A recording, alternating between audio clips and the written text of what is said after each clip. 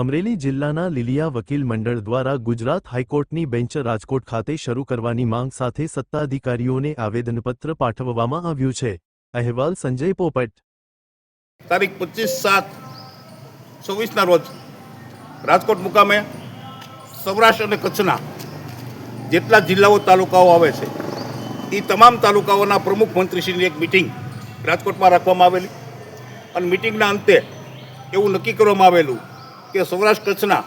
2 કરોડ લોકોને 2 કરોડ પોપ્યુલેશનની લોકોને ન્યાય મેળવવા માટે નામદાર ગુજરાત હાઈકોર્ટમાં અમદાવાદ જવું પડે છે। તો હાઈકોર્ટની એક બેચ જે વર્ષોથી અમારી માગણી પેન્ડિંગ છે, વર્ષોથી આ માગણી છે જ, તો હાઈકોર્ટની એક બેચ રાજકોટને આપે, જેથી કરીને કચ્છવાળાને, અમરેલી, ગીર સોમનાથના, સૌરાષ્ટ્રના તમામ જિલ્લાઓને નજીક પડે અને સરળતાથી ન્યાય મળે અને લોકોને પણ સરળતાથી ન્યાય મળે એવી અમારી નમ્ર માગણી સાથે આજરોજ અમે કોર્ટ કાર્યવાહીથી સૌરાષ્ટ્ર કરતા તમામ 12